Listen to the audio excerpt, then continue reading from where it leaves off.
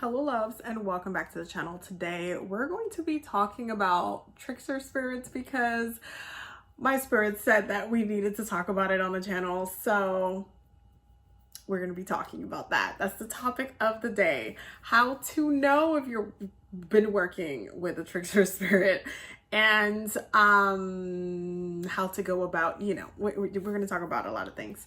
Before we get started though, do not forget to use the code SPRING2023 to get 22% off all of my services. It ends on the 21st of March on the spring equinox, which is also the day that we're having our spring equinox abundance celebration. I am so excited for it. It's going to be amazing, and there's going to be a workbook that's coming out for the year ahead. We're going to be doing a lot of year ahead manifestation and preparation and divination and meditation. So definitely make sure that you come through. The links for the tickets are down below. Also, really quickly, I just announced I added extra dates to the Akashic Records 5-hour intensive for those who want to get that certification, and I also added dates. I just launched it actually. The 13 octave La Ho Chi certifications are now available. This is like the early bird sale, so there's going to be 2 different sessions that are early bird. The sessions that are coming in the fall are going to be at a different price point, but this is a very limited class for both groups, and there's only 2 tickets left for each course. So definitely, if you want to come through, if you want to learn, if you want to expand and grow within your energy healing practice, I highly recommend it. And yeah, with that being said, we're going to get started. So, trickster spirits, fun times. Okay. So first and foremost, when you are working with new spirits, especially if you are what some would like to call a baby witch, I don't really necessarily like the term baby witch because I feel like it just kind of puts people down a little bit. I feel like a lot of the time when people are coming into their practice and they're wanting to devote themselves to an entity, okay, let's just call it that, to an entity, they kind of miss certain clues or certain things that they should be doing first before they kind of run and devote themselves to certain entities or beings that they may or may not have the full information on. So I always recommend working with the ancestors first, okay, because your ancestors are your ancestors. Your ancestors are also not tricksters. That's kind of like one of the really good reasons why you should be working with it, work with them specifically. I feel like when it comes to ancestor work, I know some people can get put off about, working with the ancestors due to their own ancestry and, colonial trauma and things from the past. But regardless, it's still very important to heal your bloodline and do ancestral work and veneration. It is very important to keep the bloodline healthy at the end of the day, and to also heal from those past things as well. So I do recommend ancestor work first and foremost, because your ancestors are also going to help protect you from these. See, there's a thing too, because the thing about trickster spirits is that you have lower vibrational entities that will pretend and will, trick you into devoting your time and energy to them by kind of making you feel like they're a specific deity or god or goddess or being, right? So there's lower vibrational entities that do that. However, there are actual like gods, goddesses, and beings that are high vibrational and are also tricksters. So you do have to understand that as well.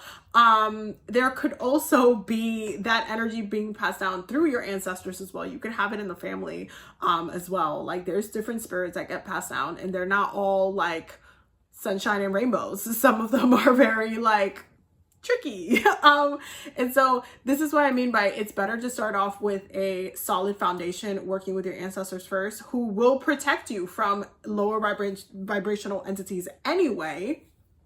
right? So one way to avoid having trickster spirits is to work with your ancestors first. Like, don't run to devote yourself to any being just because it's trendy, just because you saw, you know, someone online, you saw it and you're like, oh my God, oh, I love their altar, the way they show it, whatever, blah, blah, blah. And then you're just like, oh, that's so pretty. I'm really gravitated toward this element about it. And you just kind of make that your thing.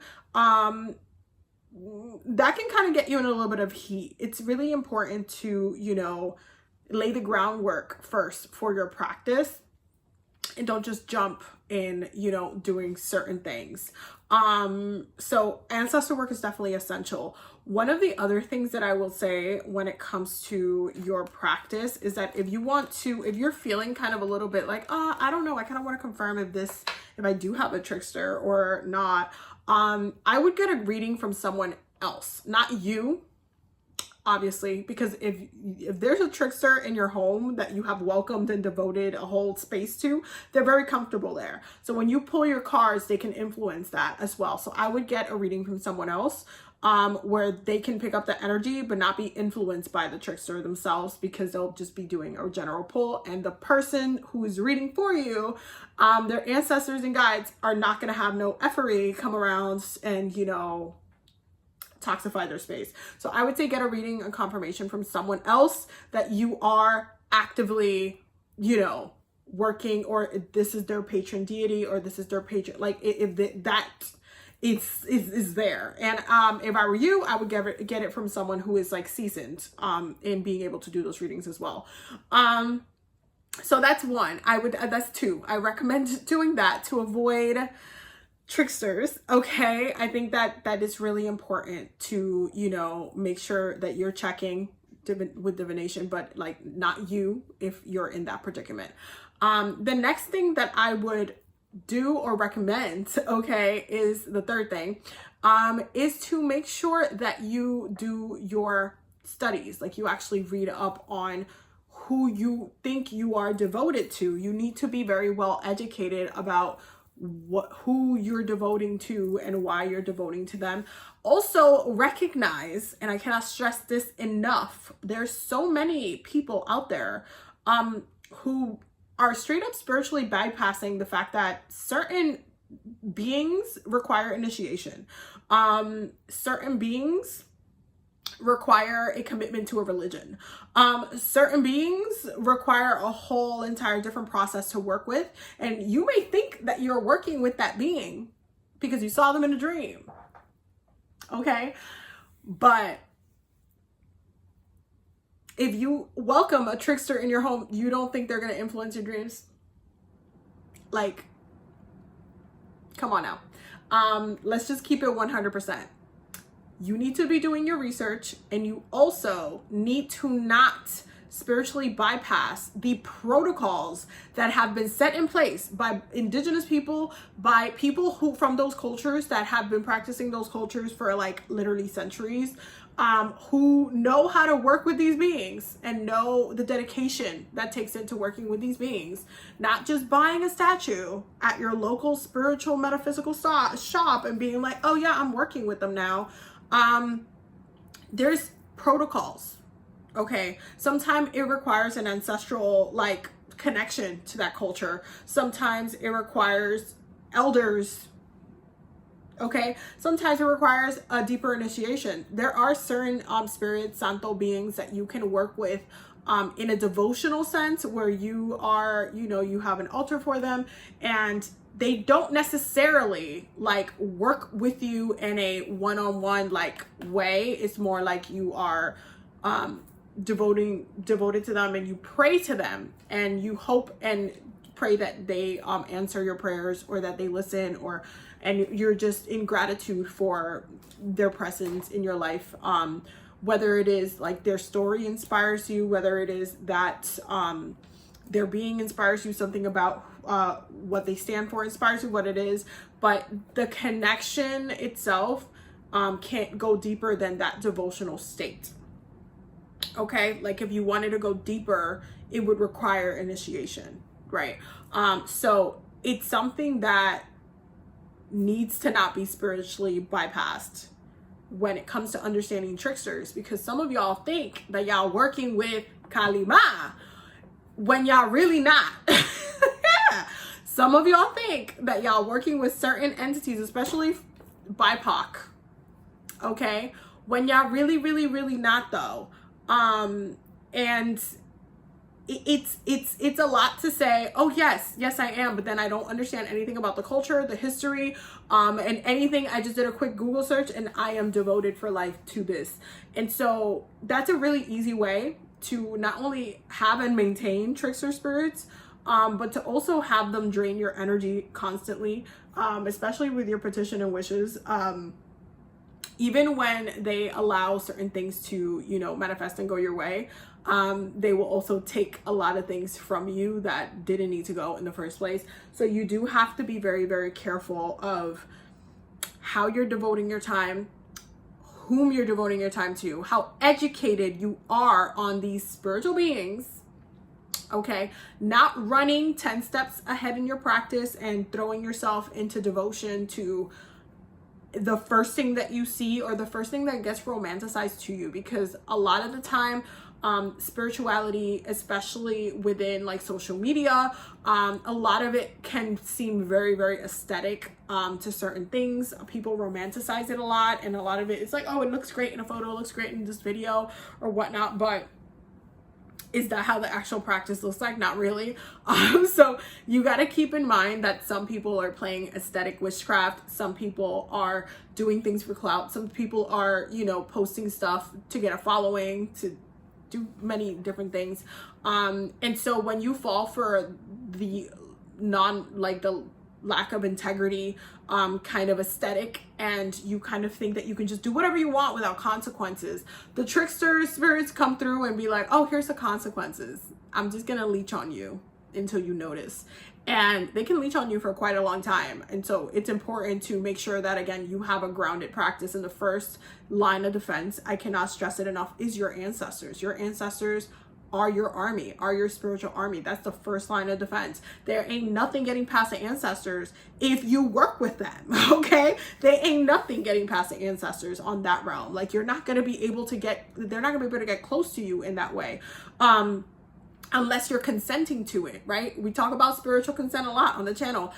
You kind of having and building a devotional relationship with a trickster spirit, you're giving consent to that. So you have to kind of work through that.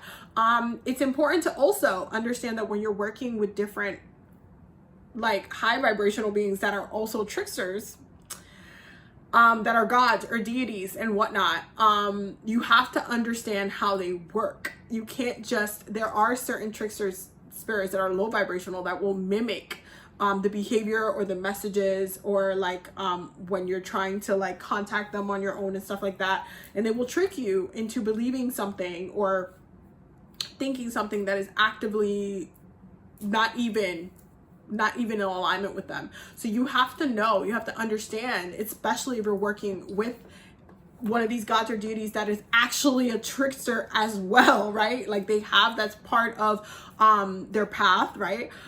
You have to understand how they work. You have to understand their history. You have to understand like what they rule over. You have to understand like the history of it all, so you don't get, trapped in a very toxic, giving very much spiritual narcissist relationship with a trickster spirit.